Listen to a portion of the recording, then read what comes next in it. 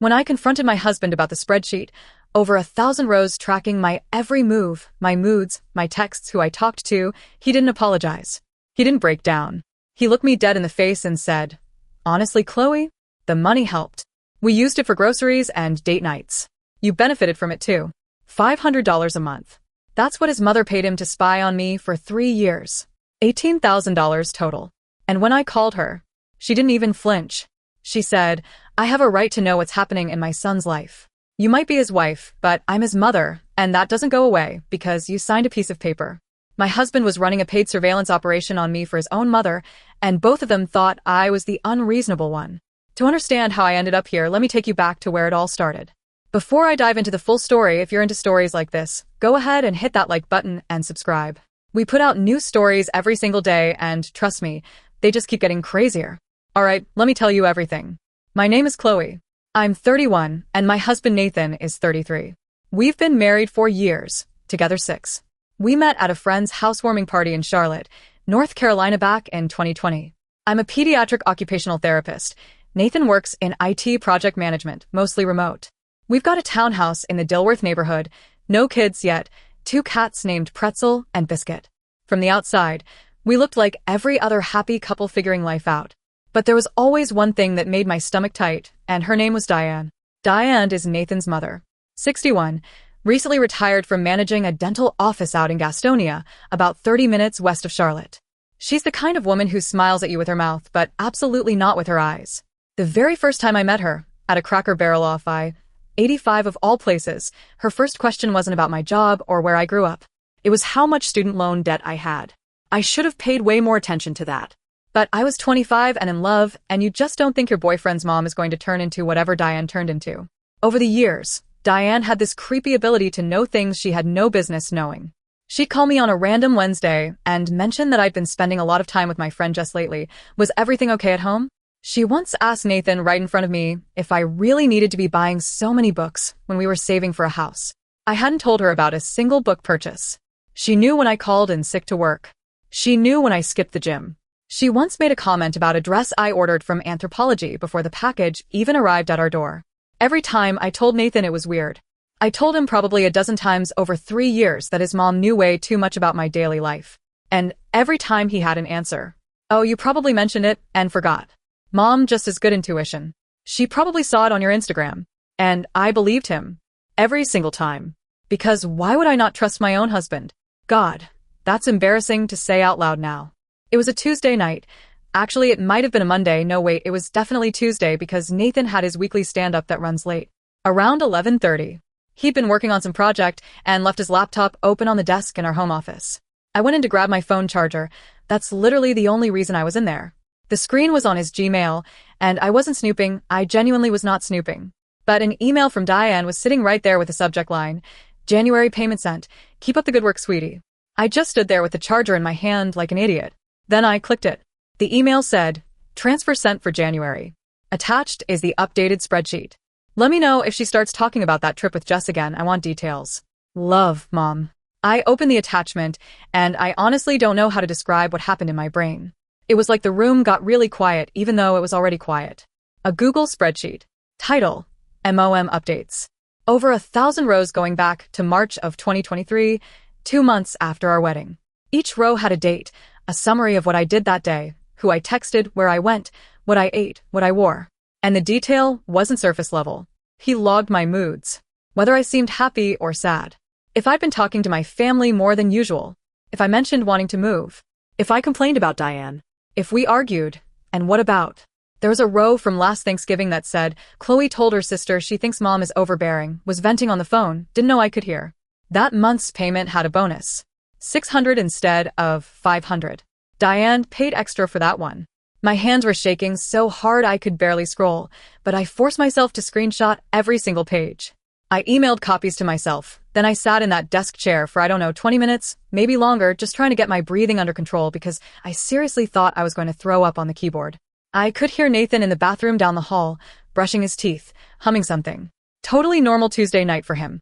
He came out of the bathroom, and I was sitting on the bed. I said, "Nathan, we need to talk about the spreadsheet." The color drained from his face so fast it was almost funny. He goes, "What spreadsheet?" I said the one your mother pays you $500 a month to fill out about my life. He just stood there for about 10 seconds, mouth open, and then he said, okay, look, I know how this looks, but it's really not a big deal. Not a big deal.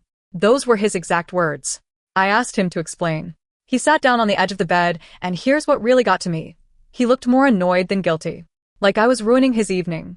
He said his mom had always been anxious about him, about who he was with.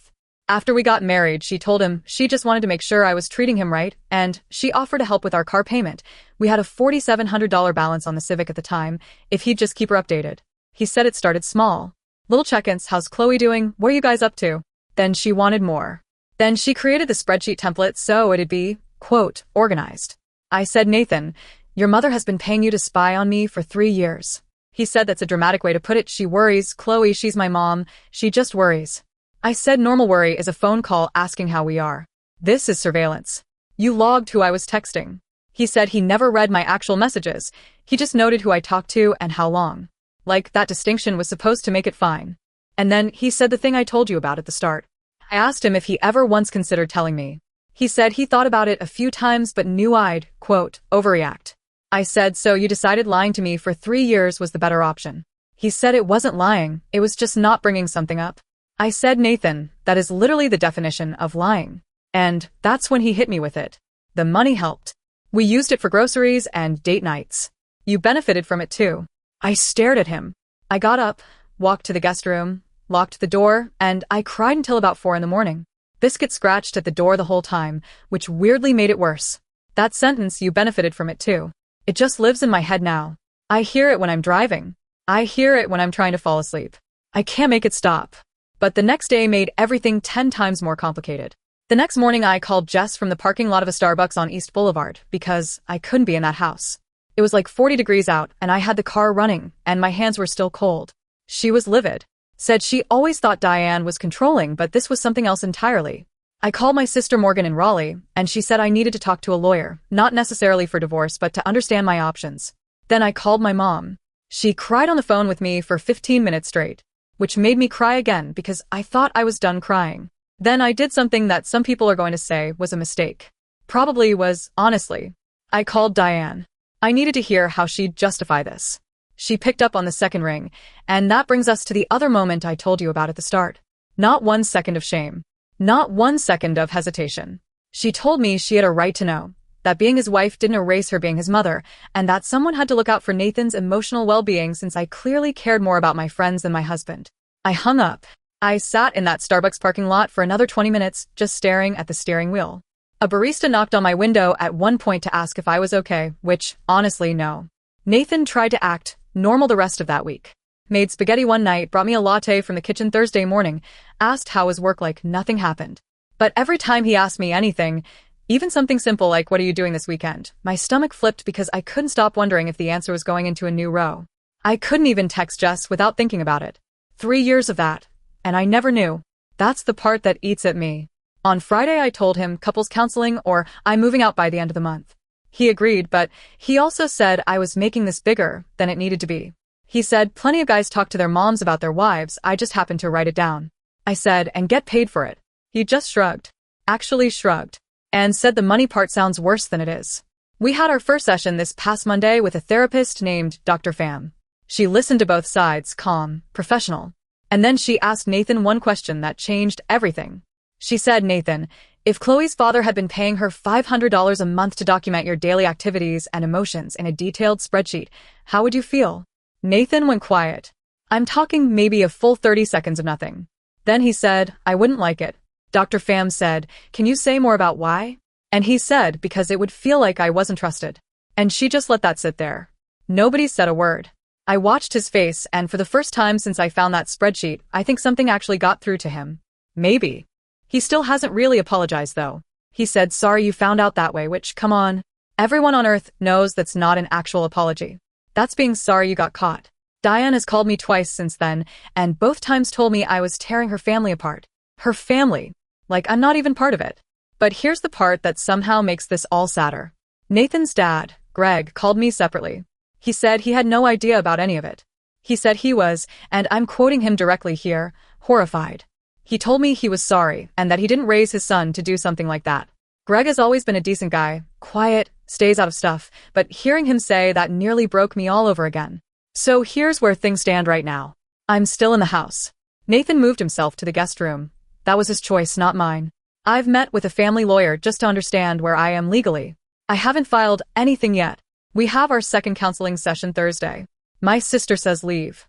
Jess says leave. My mom says give counseling a real chance, but protect yourself. Greg is quietly on my side, which Nathan doesn't know about yet. So that's a whole thing waiting to happen. And Nathan keeps saying that if I could just calm down and see this from his perspective, I'd understand it all came from a place of love.